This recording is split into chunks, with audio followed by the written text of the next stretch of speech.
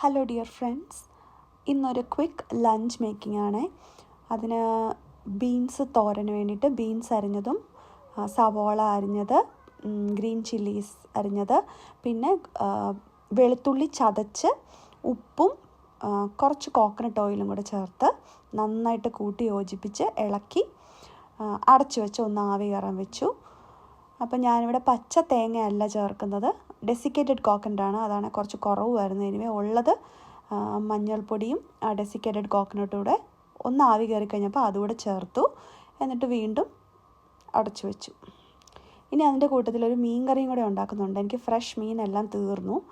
അപ്പോൾ ഇന്ന് ഞാൻ ടിൻഡ് സാർഡീൻസ് വെച്ചിട്ടാണ് ഉണ്ടാക്കുന്നത്. സാർഡീൻസ് മത്തി, ടൊമാറ്റോ സോസിലുള്ള മത്തി ആണ്. അത് വെച്ചിട്ടാണ് ഇന്ന് ഫിഷ് കറി ഉണ്ടാക്കുന്നത്. അപ്പോൾ അതിനായിട്ട് വെളിച്ചെണ്ണ നന്നായിട്ട് ചൂടാകുമ്പം അതിലേക്ക് കടുക് പൊട്ടിച്ചു. ഇന്ന് ഞാൻ ഉലുവ ചേർത്തില്ല, ഉലുവ പൊടിയായിട്ടാണ് ചേർത്തത്. അപ്പം കടുക് പൊട്ടിച്ച ശേഷം ജിഞ്ചർ ഗാർലിക് ക്രഷ് ചെയ്തത്, ഷാലറ്റ്സ് കൊച്ചുള്ളി ചോപ്പ് ചെയ്തത് എല്ലാം ചേർത്തു. അതിനുശേഷം ഇപ്പം ഞാൻ ചേർക്കുന്നത് ഉലുവയാണ്. ഉലുവ ഒന്ന് ജസ്റ്റ് ഒന്ന് ഇടിച്ച് പൊടിച്ച് അതും അതിനകത്ത് ചേർത്തു. അത് കഴിഞ്ഞ് നന്നായിട്ട് അടച്ചു വെച്ചൊന്ന് വഴറ്റി.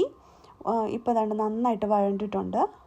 ഇനി അടുത്തത് മസാല ചേർക്കാൻ പോവാണ്. മുളക് പൊടി, മല്ലിപ്പൊടി, ഇത് രണ്ടുമേ ചേർക്കുന്നുള്ളൂ. മുളക് പൊടി 2-3 സ്പൂൺ ഇട്ടു, മല്ലിപ്പൊടി ഒരല്പം കുറച്ചേ ഇട്ടുള്ളൂ.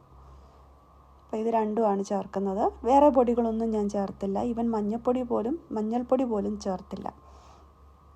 ഇത് രണ്ടും ചേർത്തു. ആ പച്ചമണം ഒന്ന് മാറിക്കഴിഞ്ഞ് കുറച്ച് വെള്ളം ഒഴിച്ച് ഉപ്പും ചേർത്ത് അടുത്തതിനി ചേർക്കാൻ പോകുന്നത്, ആവശ്യത്തിന് വെള്ളം ഒഴിച്ചതിന് ശേഷം അടുത്തത് കൊടംപുളിയാണ് ചേർക്കുന്നത്. നാട്ടിൽ നിന്ന് കൊണ്ടുവന്ന കൊടംപുളിയാണ്. അപ്പം കൊടംപുളിയും ചേർത്ത് ഒന്ന് അടച്ചു വെച്ച് നന്നായിട്ട് തിളയ്ക്കാൻ വെയിറ്റ് ചെയ്തു. നന്നായിട്ട് തിളച്ച് കഴിഞ്ഞപ്പം ആ ഫിഷ് ഞാൻ സോസിനകത്തുനിന്ന് എടുത്ത ടിന്നിനകത്തുനിന്ന് എടുത്ത് ഒരു ബൗളിലിട്ട് വെച്ചിട്ടുണ്ടായിരുന്നു. അപ്പോൾ അത് ഓരോന്നായിട്ട് ആഡ് ചെയ്ത് കൊടുത്തു. അത് പൊടിഞ്ഞു പോകാതെ, അത് ഓൾറെഡി കുക്ക്ഡാണ്. അപ്പോൾ അതുകൊണ്ട് നമ്മൾ എടുക്കുമ്പോൾ കുറച്ച് സൂക്ഷിച്ച് പൊടിഞ്ഞു പോകാതെ എടുക്കണം. അപ്പോൾ അതെല്ലാം അതിനകത്ത് ആഡ് ചെയ്ത് കൊടുത്തു. അതിന് ശേഷം ആ ലെഫ്റ്റ് ഓവർ സോസ് ഞാൻ അതിനകത്ത് ഒഴിച്ചില്ല. കാരണം അതിൻ്റെ കൂട്ടത്തിൽ കുറച്ച് ഒരു ടൊമാറ്റോയുടെ സോസ് ഓൾറെഡി അതിനകത്ത് ഉണ്ട് കറിയിനകത്ത്, പിന്നെ ഞാൻ ആഡ് ചെയ്തില്ല.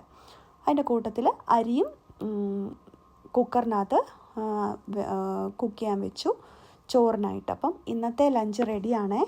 Thanks for watching.